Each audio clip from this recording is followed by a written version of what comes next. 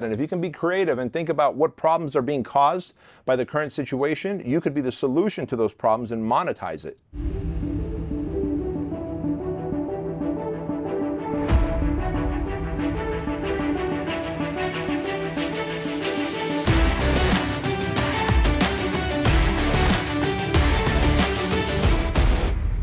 Hey friends, welcome to another episode of The Empire Show. I'm Bedros, and that there is Craig Ballantyne. And we're going to talk about creating income in times of quarantine, of the corona, and economic crisis. Make no mistake about it, as the coronavirus talk goes away and we are let out of quarantine, you are going to be facing a massive financial crisis, and your business and sales are going to take an impact. And Craig and I are going to help you navigate that path to profitability. Craigie, welcome. Hey, this is going to be a lot of fun. Let's call it creating income in the cuckoo times for all that quarantine COVID crisis. We'll just short form it to cuckoo. I like that. I like that. You're a little cuckoo for Cocoa Puffs. So Canadian cuckoo up here. Hey man, so as we were talking about on the last episode, we talked about how leadership was so important, and we really hit the button on that OODA loop. And of course, the fight, flight, or freeze episode events, where the OODA loop is observe, orient, decide, and act. And the faster you can observe, orient, decide, and act, the faster you have an opportunity to survive and thrive. And then, of course, what we saw happen during this 11, 12 weeks of the COVID quarantine, the businesses that went into fight mode were able to pivot or reinvent themselves. Then there was the next group of business owners and entrepreneurs who went into, instead of fight, they went into flight, meaning, hey, I'm going to shut down, retreat, preserve cash, cut down expenses, and come back and be there to fight another day when the quarantine's over. Hey, I could respect that. But the ones that felt the pain the most, and I believe when it's all said and done, we're going to see about a 30 to 35% closure in businesses, and that's that final third of people who went into freeze mode. They didn't fight, they didn't flight, they froze, and they stayed indecisive. They took the wait and see approach, and they just felt the pain most. But looking above and beyond that, as we get into now going back to business, quarantine is going to be over as this episode comes out for most people, or at least there's a different version of quarantine maybe happening, just social distancing and masks, but there'll be some version of business happening. How do we make money in this new economy where we are going to see a financial crash? Well, in the fitness world, we're seeing hybrid, and in restaurants, we're seeing hybrid. And so hybrid's probably a word, like we'll probably replace the word pivot that everybody talks about, and we'll see a lot of hybrid stuff. And it'll be a lot of online, for example, like with a lot of the restaurants here in Vancouver, you order online, obviously grocery shopping online. There's going to be so much more shift. Like we were already doing it a little bit, and it just was pouring accelerant on a fire, right? Now there's going to be so much more of a move to anything that you can buy online. Man, it is going to be difficult for a store or a place that relied fully on foot traffic. And so you guys have done a great pivot, to the hybrid online with FitBody. And then restaurants are probably going to see a little bit less of their foot traffic in. In fact, the restaurants up here in Vancouver, every other table is blocked off. Is that the way it's going to be at the Chop House when you go? You know what? That's exactly right. In fact, every other table, they already showed pictures of it, have little signs on it that says this table is closed for social distancing. And in fact, as you probably saw, what we're doing as we're opening up FitBody Bootcamp locations now, we're drawing 8x8 squares on our mats, where we call it the train in place modality. So the average FitBody, where we train 20 to 35 clients at a time, we're training 10 to 15 at a time, because you're in your 8x8 square. You're only using that one or two pieces of equipment in that 8x8, so you're not cross-contaminating and stuff. And so, dude, you're right. Well, let me just add to that. So I went 65 days without training with weights because, when I moved out to Vancouver, I lost my home gym. So that was like the only thing that really sucked for me during the quarantine. And then I went for my first workout the other day, and the gym that I went to was boutique studio. So normally they're doing, I don't know, they probably could run 6 people one-on-one per hour through there. Maybe it was a little bit less, but it was yellow taped off. So they had a long, narrow gym They had a section where there was a squat rack and heavy dumbbells. There was a section where it was a cable stack and some cardio stuff, and another section where it was dumbbells and benches. And you were like, here, you get this giant section that's taped off with the squat rack, and there's plenty of room and all this stuff. And it was like, as soon as I was done the workout, this guy would come over and he would just sanitize everything. And people should do that after every time I work out, but they were doing it for everybody that was working out there. So now this gym is on a new model, right? They're on a new model of maybe fewer people coming in, but they charged a lot of money for me to reserve that spot. I had to book it in advance. So it was open gym, but on a reserved spot. And then I'm trying out another one this week where it's similar. It's like limited number of people in there.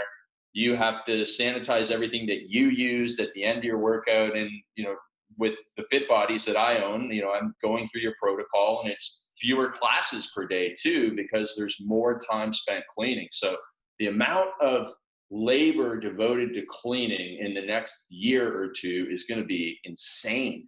Yeah. So labor devoted to cleaning, number one. The lower number of people per class or session, right? Number two. Yeah. And so when you really think about it, and the cost of the cleaning material, equipment, are going to go up by about 2 to 3x is what we estimated. So, I told Fit Body owners, I said, guys, as you go back and you are training less people at higher expenses and costs to you, you're going to make less money right now for the next month or two, which is why we have to keep the hybrid, because you're literally going to have to tell your clients, look, you're training twice a week at my studio, 2 or 3 times a week online still.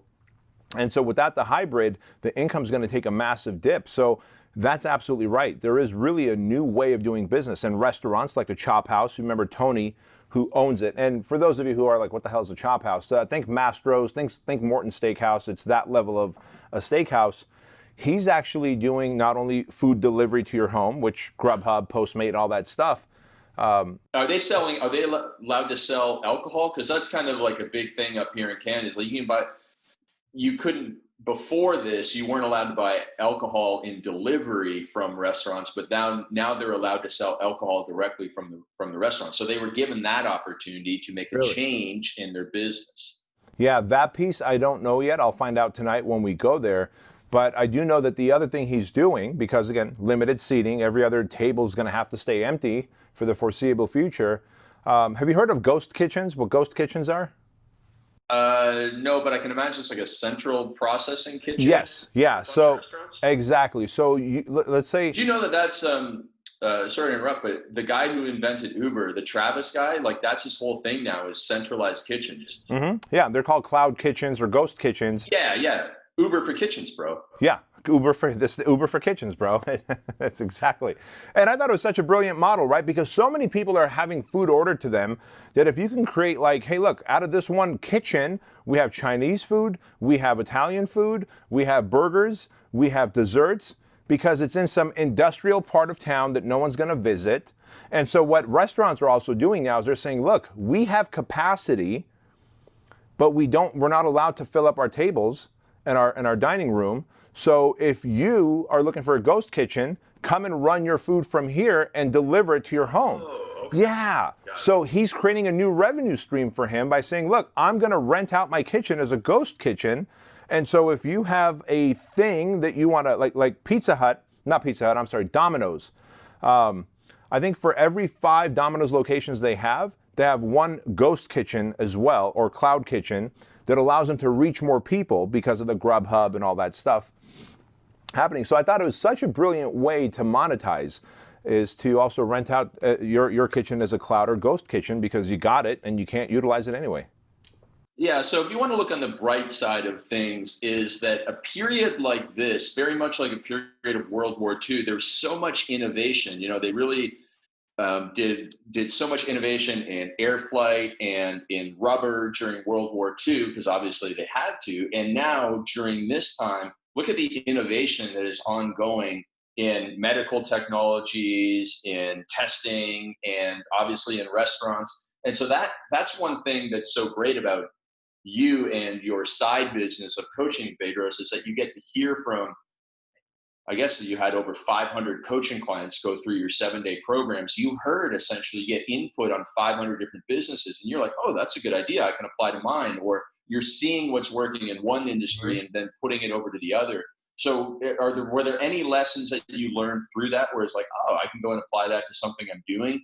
And then if there weren't, then you can just go right in as to how the heck did you innovate a new coaching program that generated a ton of cash for you? Yeah, so let's kind of start there actually. So immediately my brain went to, shoot, we're not selling franchises anymore. And when your main business is selling franchises at $50,000 buy-in fee and $1,800 a month over a seven-year franchise term, like that's a very profitable business when you're selling 6 to 8 franchises a month. When all of a sudden, as I told you on the last podcast, 26 leads is what we had in the beginning of March of 2020 to open up a Fit Body franchise, and all but one went away.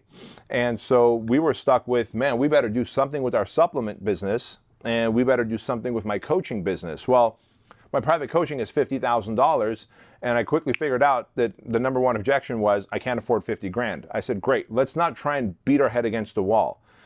When people say I can't afford 50 grand, that just simply means, and I really hope our audience is paying attention to this, they're not saying they don't have it. They're saying they don't want to afford it. They don't want to part ways with it, right? Not having it is a different thing. Not having it is a condition. I can't afford it is an objection.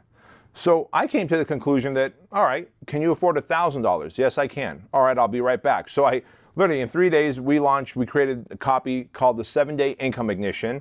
And I said, look, I'm looking to take on 50 people at $1,000 a piece. And for 7 days straight, I'm going to group coach you guys using Zoom. I knew that I can give them low-hanging fruit strategies to get more referrals, reactivate their clients, whether they're gym owners, chiropractors. One guy was in real estate, one person was a dentist, and I knew that I could help them find some other hidden source of revenue that they haven't really thought about yet. And so, hey, $1,000, 50 people, we launched the 7-Day Income Ignition. But I also knew I was going to use those 7 days, Craigie, to sell them. It was going to be a 7-day sales pitch of, guys, if I had more time and if I was working with you one-on-one, there's bigger and better things we can do where I could review your copy, connect you with more people who can drive traffic for you, etc. So out of the first 7-Day Income Ignition program, we ended up getting 9 people on board at $50,000 a piece. Oh, wow. Literally on day 6 of 7, I said, guys, tomorrow's our last day. I feel like I can add so much more value to your guys' business, and I think you guys can. And by the way, here's what I was doing. On day 1, I would give them a task to do. I would say, you're going to call your 50 best clients who were clients and reactivate them, and here's the script. The next day, you had to share your wins. Before I started teaching, everyone had to share with their wins. And so you got people going, dude, I reactivated 3 people already. I reactivated 5 people already. I got 1 person who reactivated.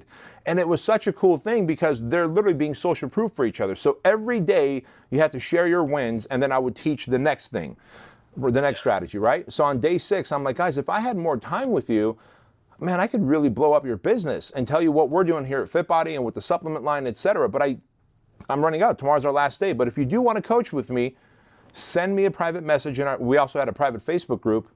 And so anyway, 9 of them converted to $50,000.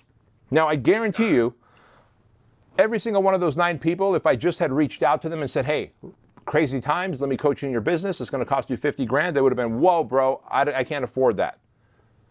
But the reality was, after 7 days of getting to know me, like me, trust me at a higher level, and I was able to prove that they got results, 9 converted. And on the next one that we ran, because we ran the second one a week later of the 7-Day Income Ignition, we had less people sign up for it at $1,000. We had 21. The second one was for general business owners. The first one was for gym owners. First one was for general business owners. Second one was for gym owners. Yeah, the other way around. Oh, yeah, that's right. Yeah. Now you said so there's 2 acronyms that everybody should pay attention to. So first, KLT, you built the Know, Love, Trust Factor.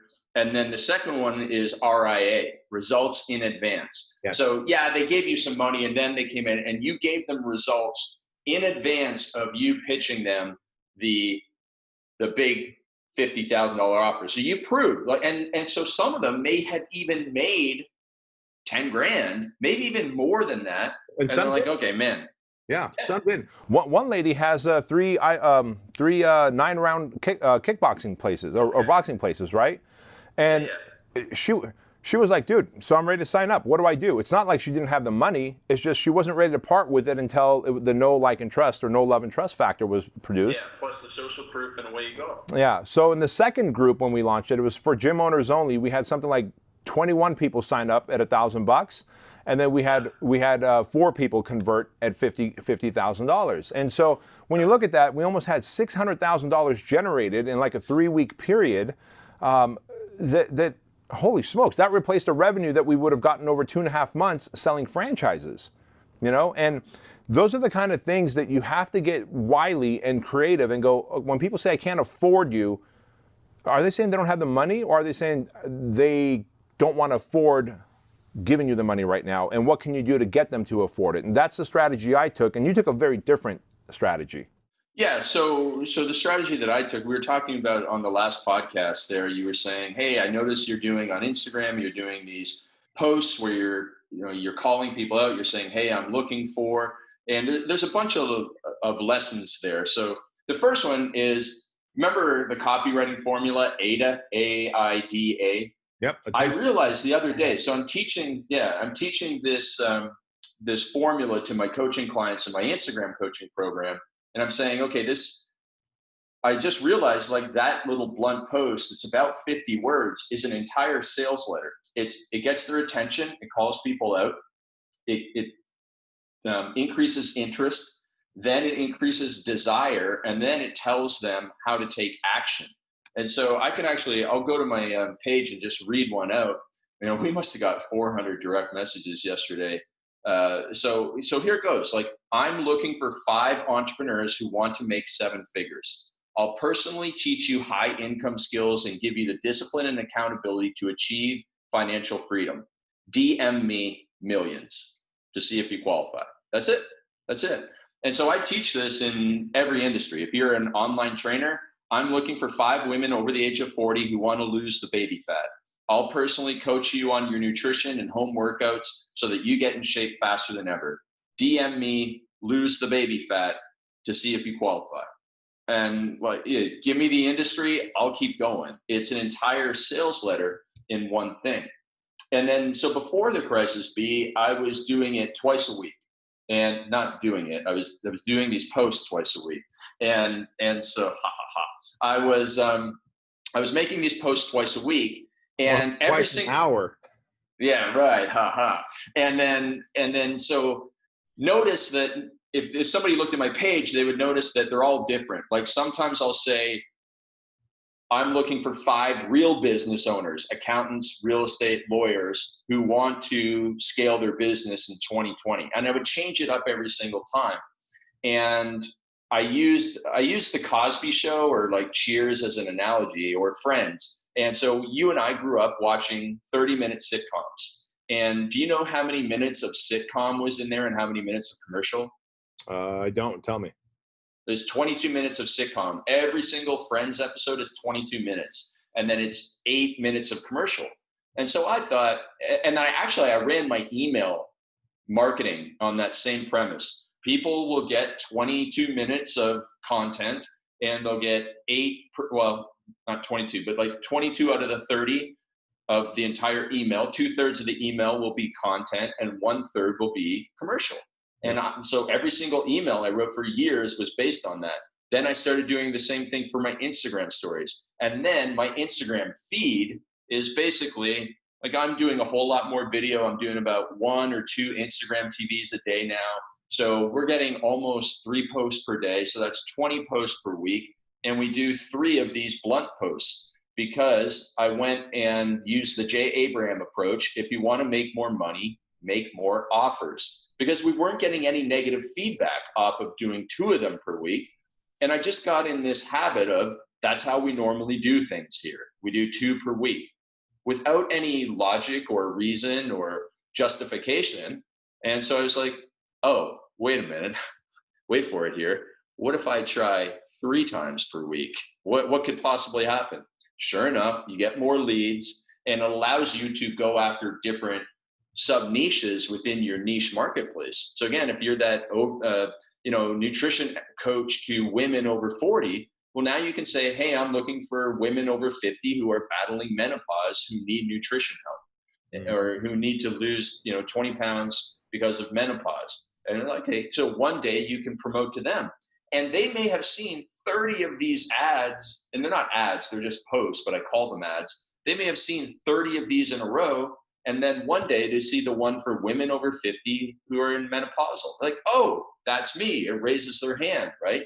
And so by doing more of them, you get to call out more people specifically, rather than doing a generic, I'm looking for 5 people who want to lose weight. Well, yeah, okay, whatever. But 5 women over 50 who are menopausal who want to lose 15 pounds of belly fat, that's exactly me. And so if you know your audience, you can do it that way. And it was just the classic Jay Abraham thing. The more offers you make, the more money you will make. But you can't just go and make only offers. You have to earn the right to make the call to action by delivering great content. And so actually, one other thing I'll teach you, and I forgot to mention on the last call when you asked me what we changed in our business, Bedros, is that we were forced into, not because of the crisis, but because Instagram has changed a bit, we were forced to look for other sources of leads. And so we were doing a decent job at LinkedIn, and now we've upped our LinkedIn game. And LinkedIn now competes with Instagram for my biggest source of free leads, free organic leads. Yeah. So what I do now is every single video that I put on Instagram TV, and there's at least one a day, if not 2, those things are actually made for LinkedIn. So I have my LinkedIn team, they send me the topics, I go and make the video. Like I had one today that really angered a bunch of women for some strange reason. Like there's no logical reason this should anger women. But it says 5 things male entrepreneurs should do. Okay, well, I mean, like a woman can watch it and apply this stuff. There's no reason she should get angry, but I got a lot of women angry. But anyways, I got that from the LinkedIn guys. And then another one was they wanted the 5 common mistakes of unsuccessful people. So they give me these topics. Those are the headlines of the video on my Instagram page, but they're also on LinkedIn. And we post the content on LinkedIn, and anybody that likes or comments on the LinkedIn video, we reach out to them. So we have a VA from the Philippines trained in what to say to get a couple of the conversation pieces going. And then from that conversation piece, we move them to a phone call. So with LinkedIn, we're doing a 2-step call. First 10-minute call to see if they qualify, then a longer call, because we found the lead quality coming in through the application process was, we were getting no-shows on the calls. We were getting bad fits, like people that didn't have a business, so they were corporate or didn't have any money. So we had to change it to a 2-call system for LinkedIn, but only 1-call system for Instagram because I vet them a little bit better. And so we've gotten, we just got a gentleman who actually, he listens to the Empire podcast, and he ended up on my LinkedIn, and he runs an 8-figure software company in Germany for the automotive industry. And he's like my ideal client. He has multiple businesses. I've already referred 2 of my copywriting clients to work for him, and he's hired them. He's just a fast action taker. And he came into my world first through Empire, and then he liked one of my videos on LinkedIn. We started the conversation with him. It moved to a phone call with my phone sales guy. I now have 2 of them, but to my first guy. And he was a coaching client before I even knew what the heck the guy did. And he's one of my best coaching clients because I love working with him. So actually, there's 2 big takeaways that I got out of that. Number one, if something's working, do more of it, right? You went from 2 a week to doing more because it was working. So if something's working, guys, do more of it. Don't be afraid that you're going to piss people off, offend them, or whatever. Like Craig didn't get any level of complaints. And for me, the 7-day income ignition worked the first time around, so I did it the second time around and got more $50,000 coaching clients. And I might, what works? Yeah, and I might do a 3rd one if I feel like it. And we are real rocket surgeons. Like right. And then the second lesson out of what you're sharing there, dude, is guys, have more poles in the water, and you're like, hey, you went all in on LinkedIn as well, and now it serves as almost a competitive it competes against your Instagram with number of leads you're getting. So have more poles in the water. That increases the odds. If there's a lake and we're fishing, you've got 2 rods in there. Well, what happens if you get 20 rods in that same lake? You might increase your chances of catching more fish. So feel free to have more. Well, I'll even add to that, because I've used that analogy recently, and then I realized it's actually, I have multiple fishing poles in multiple lakes. Yes. So if you look at, like, Instagram is a lake, and here's the fishing poles I have there. First, I have my regular content. Second, I have my blunt posts. Third, I have my Instagram stories. And I'm sure if I really thought about it, we have these new slideshows that we're using with the call to action at those. So I've got at least 4 ways I'm fifth way is a really good written profile with a real strong call to action about either DMing me a code word or clicking a link below. So there's six polls in the Instagram lake. Now you go over to LinkedIn. We got a couple polls over there. We have a Facebook group. We have a Facebook page. We have a daily video. So we're taking the same videos that are going on LinkedIn and Instagram TV, also go on Facebook. And then some of my Instagram stories go into my Facebook group. And so we have multiple polls on Facebook. Then we have, even from our own clients, we have the referral strategy. So from my clients, I'm generating more income, or ascending them into a higher level of coaching. So you got multiple polls within your client base. Mm-hmm. And it's just how creative are you willing to be? And as Grant Cardone says, one of my favorite quotes from him is, if you're committed, you'll get creative. Because like you said, in the previous show, you were going down swinging, right? And if you're going down swinging, you're going to be like, okay, time for an uppercut, time for a hook, I don't care what it is, but I'm going down swinging, and I'm dipping into my toolbox, and everything's coming out here. And I think just most people are capable of it. They just don't dip into that capacity. Like, it's not like they're not smart enough. Most people are literally smarter than you and I. Most people have the knowledge. They've gathered as much information as you and I. So what's the gap between action and knowledge? And I don't know what it is, but you and I will agree. I will agree. Some of the most successful entrepreneurs we know are not the sharpest tools in the box. Touche. But I've been doing a little research lately too, right? These 11 weeks. And I tell you what, man, with Fit Body Bootcamp, I've almost got this microcosm. Because think about it, they're all franchise owners and they all own the same franchise, Fit Body Bootcamp, led by the same person, me. They're in different states, different cities, and so we can account for that. Those things might be a little different, but by and large, why are some Fit Body owners completely embracing mailing out for Truline supplements and creating an additional income stream during this chaotic time? And others are I don't know if I want to mail out for supplements. I've never sold supplements to my email list and to my clients, and I'm afraid to, and what if they... And so I realized something very quickly, that the ones who are leaning into action quickly have more confidence. All right, easy enough. So you're right, you and I are not the sharpest tools in the shed. I think we've proven that over the years in our friendship, and there's a lot of behind the scenes stories that we can share that would prove that we're not the sharpest tools in the shed. What we do have is an extreme amount of confidence in this particular area because we've been doing it long enough. And yeah, Ed Mylett says confidence comes from keeping a promise to yourself. When you make a promise, keep a promise, right? And you get more confident, you win more credibility with yourself. True, I think that's only 50%. The other piece, and there's actually science behind it, is competency. And it's called actually the confidence-competency loop. The more competent you are, the more confident you get. The more confident you are, the more competent you feel. And competency comes from constantly trying things until, oh my God, I gotta win. I feel more competent at it. Therefore, that gives me confidence to try the next thing. Oh my God, I just did it again. I'm even more confident because I'm competent. I'm competent because I feel confident.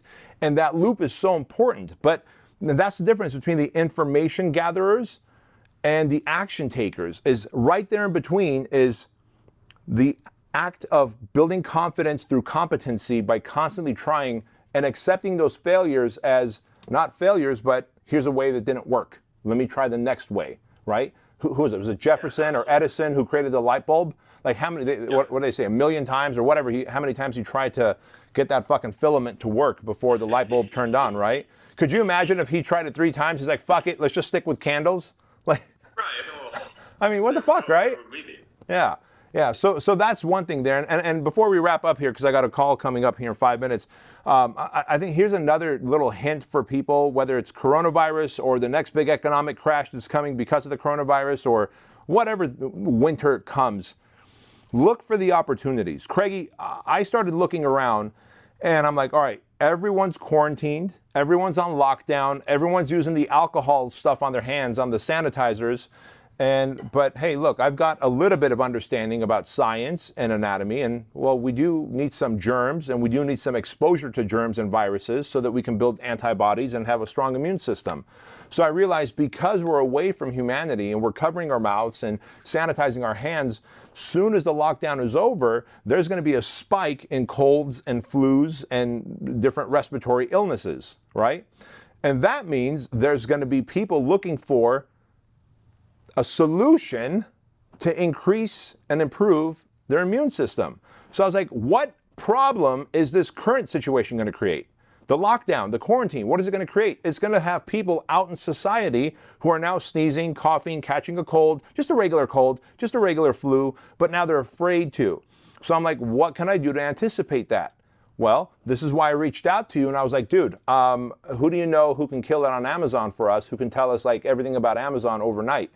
Because with Truline, we're creating what's known as the wellness shot. And it's little envelopes of turmeric, vitamin D, and all these great things that are immune system builders without the sugar. Because if you take things like the emergency packets, they're full of...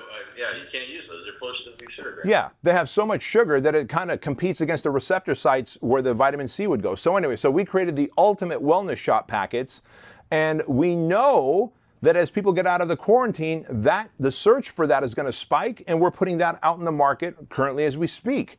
And so look around your industry and go, what is this quarantine causing, and what are people going to want to do next? Like, I bet you, as soon as we can, concerts and live events are going to spike. So you ought to be one of the first ones, if you're in the music industry, to announce the next fun concert.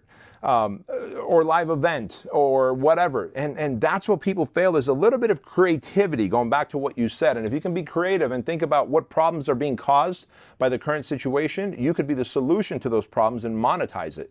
Yeah, absolutely. I mean, I've got enough for a couple more episodes. I'll just say the last thing is, used right, this crisis period has given people an MBA in entrepreneurship and leadership. And, thanks for leading from the front, B. Really appreciate it. Learned a lot just watching all your videos. Yeah, man, you too. And I got to tell you, I'm going to start using your strategy there with the blunt posts on Instagram now. Yeah. Love it. All right, guys, thank you so much for watching this episode of The Empire Show. Can't wait to have Craig in the studio back in starting July. In the meantime, be sure to leave us a 5-star review on all the different platforms that you're watching and listening to this on. And as always, don't be afraid to tell your mama. We'll see you later.